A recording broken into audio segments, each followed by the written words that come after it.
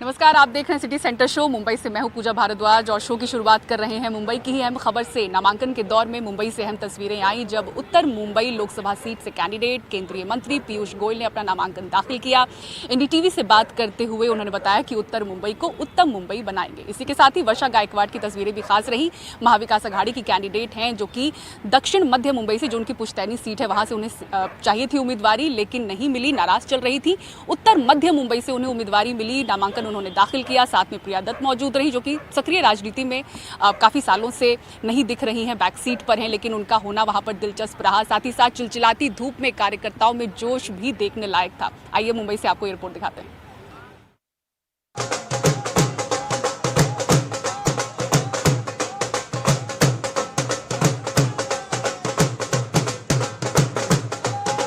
लोकतंत्र के सबसे बड़े पर्व की तस्वीरों के शानदार रंग।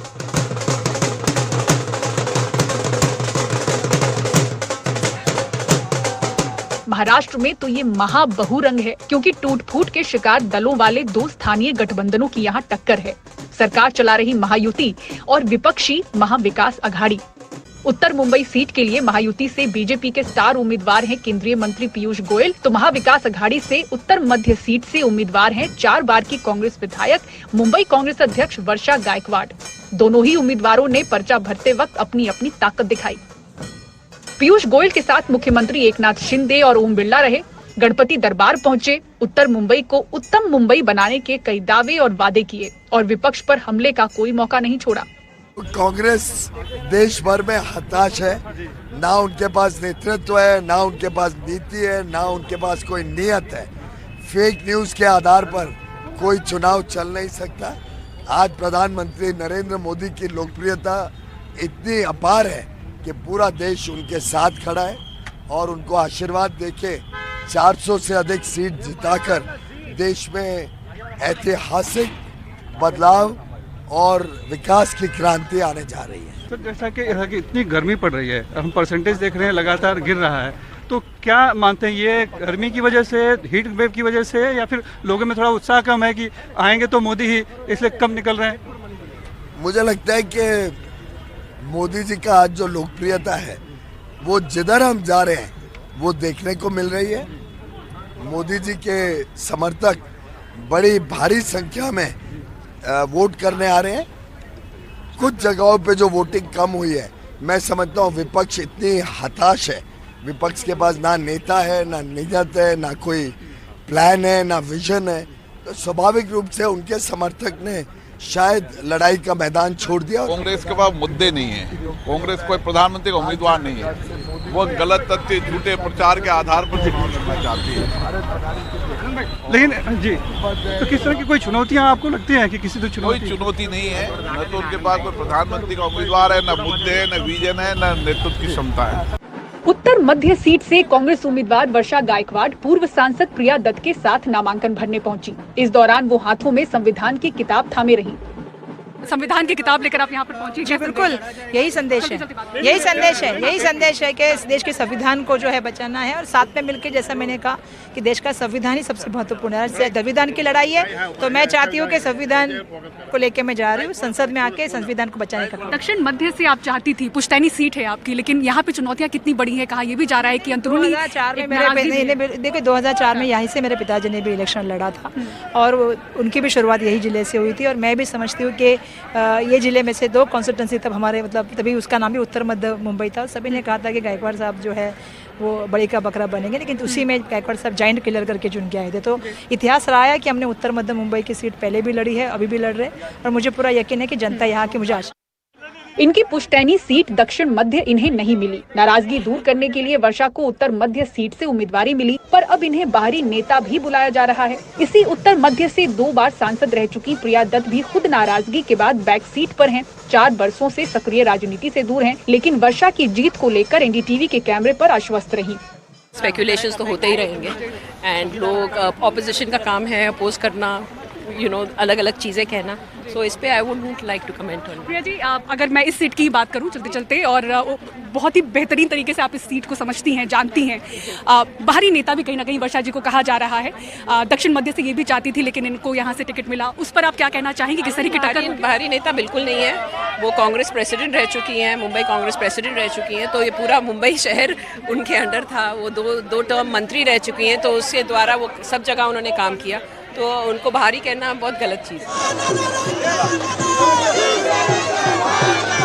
महाराष्ट्र में आखिरी और 5वें चरण में मुंबई 20 मई को मतदान करेगी। ऐसे में नामांकन जुलूस के बहाने शक्ति प्रदर्शन, ताकत नुमाइश को माया नगरी में चुनाव अभियान का शंखनाद ही समझिए।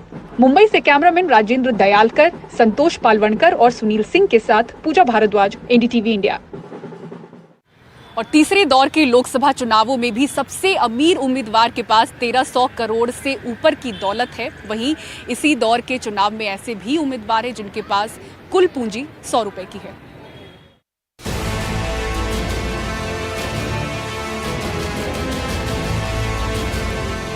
लोकसभा चुनावों के दूसरे दौर के मुकाबले तीसरे दौर में अमीर उम्मीदवार ज्यादा दिख रहे हैं। इलेक्शन वॉच एडीआर ने तीसरे दौर के 1352 उम्मीदवारों के शपथ पत्रों के विश्लेषण से बताया है कि दक्षिण गोवा से बीजेपी उम्मीदवार पल्लवी श्रीनिवास डेम्पो सबसे अमीर उम्मीदवार हैं, जिन्होंने 1361 करोड़ रुपए की संपत्ति घोषित की है। नागरिक उड्डयन मंत्री और मध्य प्रदेश की गुना सीट से बीजेपी उम्मीदवार ज्योतिरादित्य सिंधिया 424 करोड़ की संपत्ति के साथ दूसरे सबसे अमीर उम्मीदवार हैं और महाराष्ट्र की कोल्हापुर सीट से कांग्रेस उम्मीदवार छत्रपति शाहू शाह जी 342 करोड़ रुपए की संपत्ति के साथ तीसरे सबसे अमीर हैं। एडीआर इलेक्शन वॉच के आंकड़ों के मुताबिक लोकसभा चुनाव के तीसरे चरण में 3 सबसे अमीर उम्मीदवारों के पास कुल 2127 करोड़ की संपत्ति है, जबकि तीसरे चरण में चुनाव मैदान में उतरे कुल 1352 उम्मीदवारों की औसत संपत्ति 5 करोड़ 66 लाख है। 20-22 लाख लोग तो पहुंचना है, आप कैसे पहुंचोगे उनके पास? अकेला तो सबके जाके मिल नहीं सकते, तो आप मीडिया में आओगे, जो कर्मचारी है उसको लगाओगे, उसको वॉलंटियर्स को लगाओगे, उसको पैसा देना है प्रचार के लिए। हाँ, और आजकल जो हो जाता है कि वोटर्स को कुछ खिलाना पिलाना भी होता है, कहाँ से आएगा पैसा? अब बिना इसका तो इलेक्शन जीतना मुश्किल है। तो धनबल जरूरी है, लेकिन धनबल है कैंडिडेट का या पार्टी का, वो बड़े इशू है। लोकसभा के तीसरे दौर में नामांकन भरने वाले 5 उम्मीदवारों ने घोषित किया है कि उनके पास कोई संपत्ति नहीं है। सबसे कम संपत्ति घोषित करने वाले 3 उम्मीदवार हैं महाराष्ट्र के कोल्हापुर सीट से इरफान अबू तालिब चांद, जिनकी संपत्ति महज 100 रुपए है। गुजरात की बारडोली सीट से रेखाबेन हरसिंह भाई चौधरी, जिनके पास महज 2000 रुपए हैं, और महाराष्ट्र के हाथ कलंगले से मनोहर प्रदीप सतपुते, उनके पास भी महज 2000 रुपए हैं। मैं लिस्ट देख रहा था कि इनके पास एसेट नहीं है, वो इंडिपेंडेंट कैंडिडेट है कहीं से, तो उसके लिए तो जीतने का चांस ना के बराबर है। या मैं देख रहा था कि बीएसपी कैंडिडेट है जो गुजरात से लड़ रहा है, जिनके पास धन बल नहीं है, तो गुजरात में बीएसपी का तो जीतने का चांस मुझे तो नहीं लगता है कि वहाँ तो कांग्रेस है, बीजेपी मेन है, बट कांग्रेस है या आप है शायद एक जगह, बाकी तो और कोई है नहीं। तो अगर बीजेपी कैंडिडेट है, कांग्रेस कैंडिडेट है, या जो स्टेट पार्टीज है तमिलनाडु में, वेस्ट बंगाल में है, वहाँ उस पार्टी से लड़ रहा है, तो गरीब हो और वो अमीर हो, उनका जीतने का चांस है। लेकिन गरीब हो, किसी पार्टी से नहीं है, या उस पार्टी से है जहाँ पे उस पार्टी का कोई मतलब संगठन है नहीं, वहाँ जीतने का कोई चांस है ही नहीं। तो इसीलिए अमीर जीत पाएंगे, गरीब जीत नहीं पाएंगे, इसको इस तरह से देखना मेरे ख्याल से ठीक नहीं होगा। इन तथ्यों से साफ है कि लोकसभा चुनावों में अमीर उम्मीदवार भी हैं और गरीब भी, लेकिन चुनावी नतीजों का इतिहास ये साफ दिखाता है कि धनबल का प्रभाव चुनावी नतीजों को ज्यादा प्रभावित करता रहा है। चुनाव आयोग से सचिन गुप्ता के साथ हिमांशु शेखर, एनडीटीवी इंडिया। और अब आइए कर्नाटक की बात करते हैं, जहां राजनीतिक भूचाल आया हुआ है। पूर्व प्रधानमंत्री एचडी देवेगौड़ा के पोते प्रज्वल रेवन्ना के खिलाफ यौन उत्पीड़न का मामला है, जहां 2500 से ज्यादा महिलाओं ने ये शिकायत की है। अश्लील वीडियोस वायरल हुए हैं और जिसके जरिए ये वीडियोस वायरल हुए, ड्राइवर वो एसआईटी के सामने पेश हुआ और जांच पूरी होने तक प्रज्वल रेवन्ना को पार्टी से निलंबित कर दिया गया है। देखिए रिपोर्ट। हासन से तकरीबन 400 किलोमीटर दूर हुबली में जेडीएस कोर कमेटी को प्रज्वल रेवन्ना को निलंबित करने में ज्यादा वक्त नहीं लगा। जांच पूरी होने के बाद अगर वो दोषी पाए गए तो हम उन्हें पार्टी से हमेशा के लिए निकाल देंगे। वैसे कोर कमेटी की बैठक से पहले एचडी कुमारस्वामी ने अपने भतीजे पर लगे आरोपों को राजनीतिक साजिश बताया। निशाने पर थे राज्य के उप मुख्यमंत्री डीके शिव कुमार, जो वक्कलिगांव के सबसे बड़े नेता बनना चाहते हैं। फिलहाल ये मुकाम 90 साल के पूर्व प्रधानमंत्री एचडी देवेगौड़ा को हासिल है। These people several times they have done like this. DK Shiv Kumar, their only intention. Driver ने डीके शिव कुमार और उनके भाई को पेन ड्राइव दिया। उन्होंने इसे सार्वजनिक किया। उनका मकसद जेडीएस को खत्म करना, देवेगौड़ा के परिवार को बदनाम करना और राजनीतिक तौर पर हमें खत्म करना है। Here they wanted to finish JDS. They wanted to get more seats.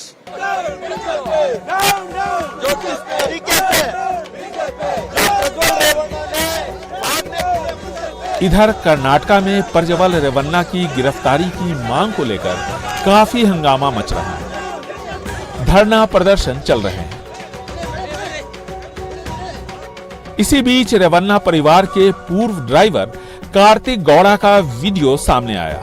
आरोप है कि इसी ने प्रज्वल के सेक्स टेप को नेताओं और देवेगौड़ा परिवार के विरोधियों तक पहुंचाया।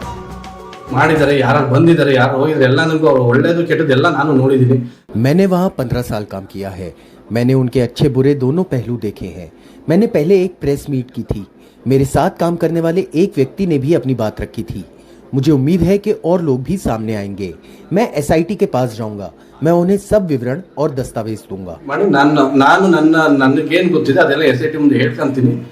जेडीएस ने भले ही प्रज्वल रेवन्ना को निलंबित कर दिया हो, लेकिन सेक्स स्कैंडल की वजह से उनकी पार्टी जेडीएस और उनके परिवार दोनों की छवि धूमिल हुई है। वहीं दूसरी तरफ प्रज्वल रेवन्ना के चाचा एचडी कुमारस्वामी का आरोप है कि राज्य के उप मुख्यमंत्री डीके शिव कुमार प्रज्वल रेवन्ना के सहारे न सिर्फ जेडीएस को राजनीतिक तौर पर हाशिए पर लाने की कोशिश कर रहे हैं, बल्कि खुद को वक्कलिगांव के एक बड़े नेता के तौर पर स्थापित करने की कोशिश में भी जुटे हैं। हासन से कैमरामैन एन रवि के साथ निहाल किदवई, एनडीटीवी इंडिया। कोविड-19 ने दुनिया भर में कोहराम मचाया था। जल्द से जल्द टीके तैयार हुए, फटाफट मंजूरी भी मिल गई थी और इन्हीं में से एक थी एस्ट्राजेनेका के फॉर्मूला पर बनी कोविशील्ड, जिसको लेकर कंपनी ने माना है कि साइड इफेक्ट संभव हो सकते हैं। लेकिन भारत में भी इसको लेकर मॉनिटरिंग हुई थी, जहां पर 1 लाख में से 7 मामले ही साइड इफेक्ट्स के बताए गए थे। यानी कि भारत में जिन लोगों ने टीका लिया उन्हें घबराने की जरूरत नहीं है। परिमल कुमार की रिपोर्ट देखिए।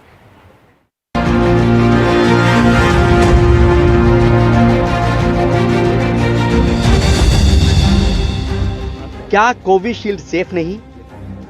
क्या इसकी खबर भारत को नहीं थी? या ये पहला मौका है जब इस टीके से ब्लड क्लॉटिंग की खबर आई है? So TTS is thrombosis thrombocytopenia syndrome, which is one of those situations where there can be clots formed in the blood vessels. TTS thrombosis thrombocytopenia syndrome है। इस कंडीशन में खून में क्लॉट्स या थक्के बन सकते हैं। ये बहुत सारी वजह से हो सकता है। ये डिस्क्राइब सिंड्रोम भी हो सकता है और भी कई कारण हो सकते हैं। क्लिनिकली ये बहुत गंभीर है क्योंकि इससे खून में क्लॉट्स बन जाते हैं। इसकी वजह से स्ट्रोक और हार्ट अटैक जैसी समस्या भी हो सकती है। Disastrous consequences in terms of strokes and heart attacks that can happen with this TTS. Bharat में करीब 2 अरब 21 करोड़ कोरोना के टीके के डोज लोगों को लगे हैं। इसमें कोविशील्ड के करीब 1 अरब 70 करोड़ डोज शामिल हैं।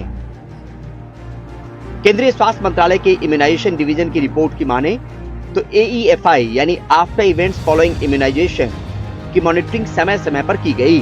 AEFI को सामान्य भाषा में समझे तो टीके के बाद हुई तकलीफ की मॉनिटरिंग। इसको लेकर पोर्टल भी बना और कमेटी भी बनी। सरकार ने टीके की वजह से खून के थक्के जमने और दूसरी तकलीफ बढ़ने की बात शुरुआत से मानी और समय समय पर सार्वजनिक भी की। साथ में माना कि टीके का नुकसान नहीं के बराबर है, फायदे कहीं ज्यादा बड़े हैं। कोविन पोर्टल पर आंकड़े सार्वजनिक हैं कि भारत में AEFI का फीसद 0.007 है, यानी 1 लाख में महज 7 मामले। कोई नई बात नहीं है, ये पहले से पता था और इसीलिए जो है एस्ट्राजेनेका यूरोप की वैक्सीन होती हुई भी जो है उन्होंने जो है वैक्सीन लॉन्च करने के 2-3 महीने बाद ही ऑलमोस्ट पूरे यूरोप में जो है 50 साल से कम के लोगों के लिए जो है इसको बैन कर दिया था। तो ये बिल्कुल ही नई बात नहीं है। हाँ, कोर्ट में अभी उन्होंने बताया है, लेकिन साइंटिस्ट को, पूरे साइंटिस्ट कम्युनिटी को जो है ये पहले से पता था। अगर सरकार के इस दस्तावेज को देखें तो सिर्फ कोविशील्ड ही नहीं, बाकी दूसरे टीके के भी साइड इफेक्ट सामने आए हैं। स्पुतनिक भी है, कोवैक्सीन से लेकर कॉर्बेवैक्स से भी AEFI रिपोर्ट हुए हैं। अब जानकार कह रहे हैं कि टीका लिए लंबा वक्त बीत गया है तो कोई खतरे जैसी बात नहीं। देखो, हिंदुस्तान के लिए अब जैसे जैसे वैक्सीन का लगने का टाइम खत्म होता रहता है, उसकी जो प्रोबेबिलिटी और घटती जाती है। प्रोबेबिलिटी कभी भी रह सकती है, बट कम हो जाती है। यहाँ वैक्सीन लगे हुए 2 साल हो गए, तो इसलिए जो है उसका कोई बहुत बड़ा प्रभाव नहीं होना चाहिए। एस्ट्राजेनेका के अब तक 2 अरब 50 करोड़ से ज्यादा डोज दिए गए हैं। 2021 में यूरोपियन मेडिसिन एजेंसी ने कहा था कि उस वक्त 222 लोगों में ब्लड क्लॉटिंग की शिकायत इस टीके के चलते हुई थी, यानी लाख में एक व्यक्ति को।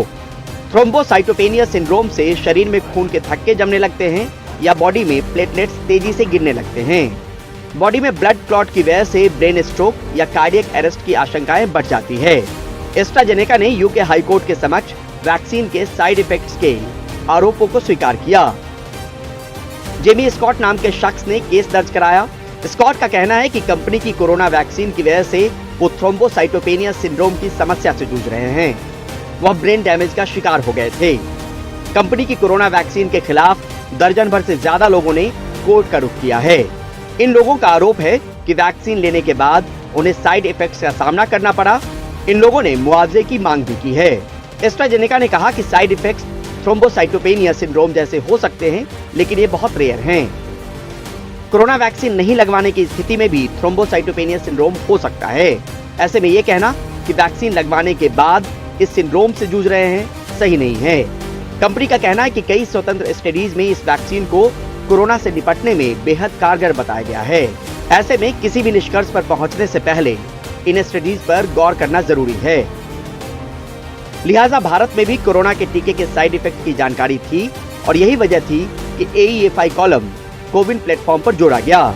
लेकिन टीके के फायदे की तुलना में साइड इफेक्ट्स का आंकड़ा नगण्य था। लेकिन डॉक्टर भी भरोसा दिला रहे हैं और आंकड़े भी कि जिन्होंने ये टीके लगवा रखे हैं उन्हें अब कोई खतरा नहीं। नई दिल्ली से परिमल कुमार, NDTV इंडिया। जम्मू कश्मीर में भारी बारिश से कई इलाकों में हालात हुए बेहद खराब। दिखाएंगे आपको तस्वीरें और पूरी खबर एक ब्रेक के बाद। देखते रहिए सिटी सेंटर शो।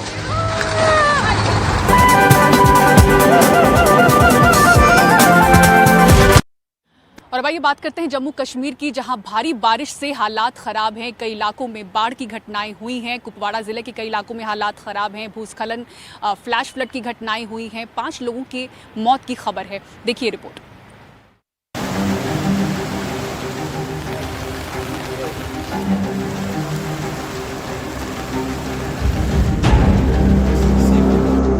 कश्मीर के कुपवाड़ा में बाढ़ का पानी उतरने लगा तो लोग अपने घरों को लौटने लगे। इस गांव में करीब 100 परिवार भीषण बाढ़ का शिकार हुए। सैलाब के पानी ने उनके घरों में घुसकर तबाही मचाई। यहाँ पे सर ये अचानक फ्लड आया, जो ये यहाँ पे हमारी ये बस्ती है, इनको बहुत नुकसान हुआ इस फ्लड की वजह से। फ्लड की लेवल भी बहुत ज्यादा थी और हमने यहाँ पे SDRF टीम भी आई, उनने भी हेल्प की और गाँव वालों ने। आपके घर को भी नुकसान हुआ? हाँ, बहुत नुकसान। हाँ, क्या ये आपका घर है? हाँ, तो क्या नुकसान हुआ? सब कुछ लग रहा है कि पूरा घर में पानी गया, सब चला गया। बाढ़ ने इस गांव में काफी तबाही मचाई है। ये जो मकान है बिल्कुल सबमर्ज हुए हैं, पानी में डूबे हैं। जो कुछ भी इन लोगों के पास था वो बर्बाद हो चुका है। शायद ही कुछ ये निकाल पाए, क्योंकि यहाँ का जो नाला है उससे पहरू नाला कहता है, वो डेंजर मार्ग से कई मीटर ऊपर बह रहा था, जिसने इस पूरे गांव को 100 मकान है इस गांव में जिनको पानी से, सैलाब से नुकसान हुआ। तो मैं आपको दिखाऊं कि जो इस वक्त पानी नीचे आया, उसकी लेवल नीचे आई है, लेकिन मैं दिखाऊं कि वाटर लेवल क्या थी। यहाँ ये थी वाटर लेवल, यहाँ तकरीबन 6 फीट थी इस गांव में जो मकान थे 6 फीट के ऊपर इसके पानी अंदर गया। जम्मू कश्मीर में बाढ़ और भूस्खलन की वजह से 3 बच्चों समेत कम से कम 5 लोगों की मौत हो चुकी है।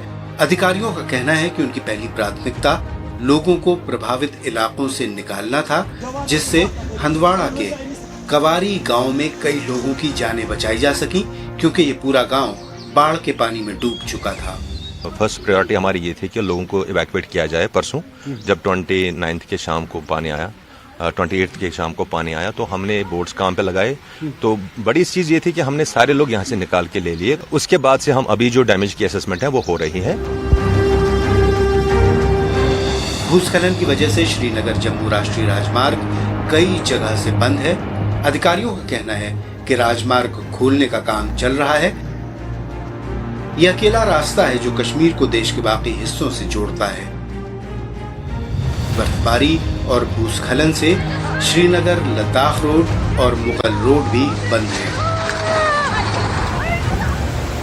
हालांकि झेलम नदी अभी खतरे के निशान के आसपास है, लेकिन रात से बारिश न होने की वजह से लोग राहत की सांस ले रहे हैं। यहाँ सबके जहन में 2014 के सैलाब की तबाही आ जाती है। हालांकि इस बार उतना नुकसान होने का अंदेशा नहीं है। नजीर मसूदी की रिपोर्ट, NDTV इंडिया।